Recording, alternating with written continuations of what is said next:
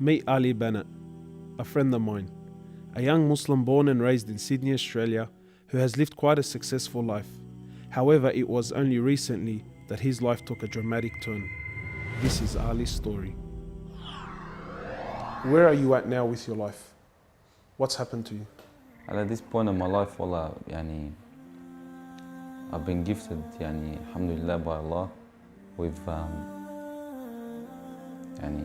cancer throughout my body, and I've changed my whole life to sort of helping people. Why do you call it a gift, Ali? And alhamdulillah, it's a gift because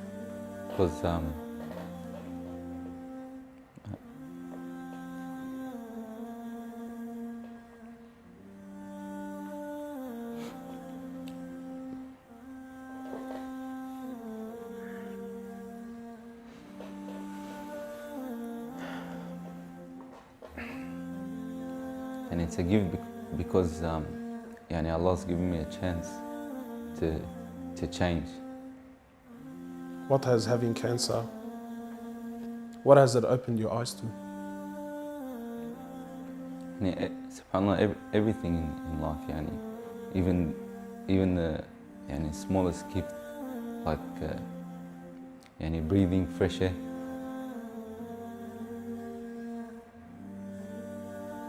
Do you feel like you used to take that for granted before?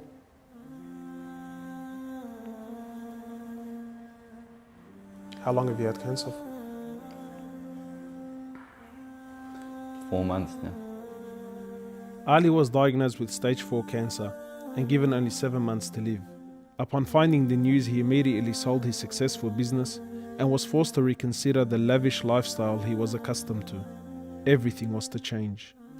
Ali, what was your reaction when you came to know you had cancer? I got rid of my cars, I got rid of my watches,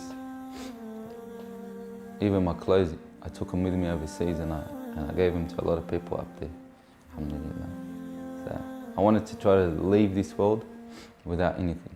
So you were on a mission to get rid of your dunya. It wasn't until Ali invited us into his room that we truly understood the luxurious lifestyle that he was living and the extent of the sacrifice that he was making. What's all this, Ali? Talk to me, explain this It's stuff. a bracelet, costs about 60,000. $60,000. Yeah. What do you have in these boxes, Ali? They're all my shoes, alhamdulillah. Louis Vuitton? All Louis Vuitton. How much is something like this worth, Ali? They're probably about 1,300, How much you pay for that, Ali? about 700 Pounds. for a pair of thongs, yeah.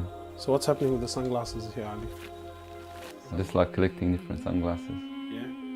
I've got rid of a lot of them. I gave them to a couple of brothers in Africa, alhamdulillah. So you're telling me there's a kid in Africa that's walking around with Louis Vuittons and Can I try one of these hats on? I've only mentioned them in my talks like 100 times. You can try the red one on. It's limited edition one. Barakallah. What do you reckon, else? Sheikh Gucci. Ali's interest in the dunya has left him abruptly and no longer holds a place in his heart. So Ali, what do you feel now, like when you look at this? And driving something like this doesn't really cross my mind anymore. It's not something I would want to do no more. After someone tells you, or you find out that you're sick, or you haven't got much time in this life, wallah, this is the last thing you would want to chase. And this is how we should be living our life every day. A car like this, people would love to be in it, people would love to own, people would love to drive it. Wallah, they're going for the wrong goals. And you realize that when you get sick, when someone tells you you haven't got long to live, you realize all this stuff does not benefit us in any way. So what's the value of this in your heart now? This is worth one pair of thongs for a little African child with no thongs. Wallahi, it's worth more than me to see him smile with a pair of thongs than own one of these. Wallah al-Azim.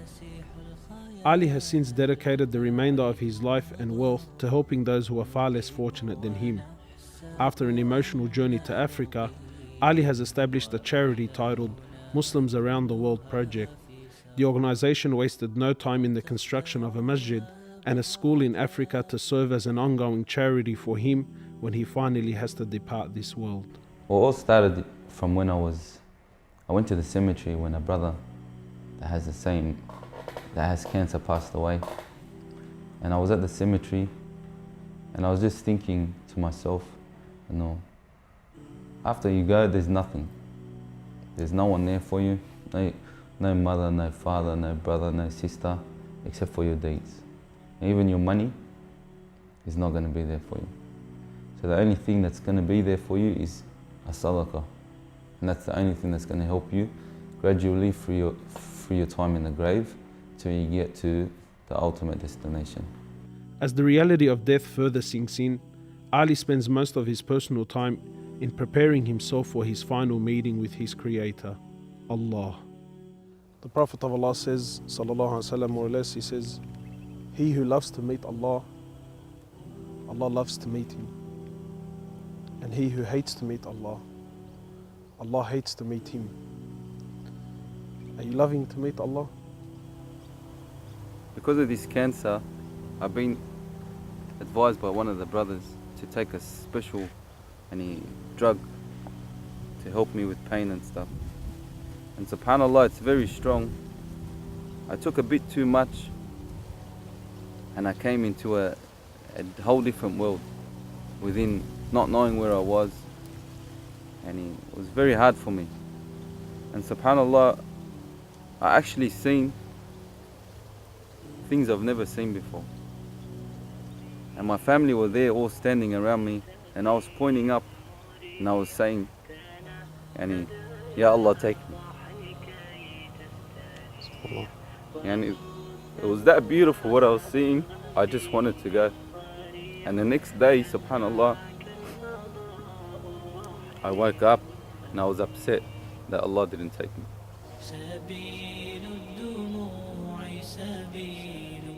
Well, I ask Allah subhanahu wa ta'ala to purify you and to give you shifa, to keep you around us for a long time.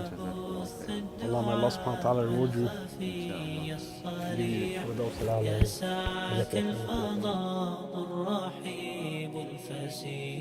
سبيل الدموع سبيل مريح تنهدى يا صاحي كي تستريح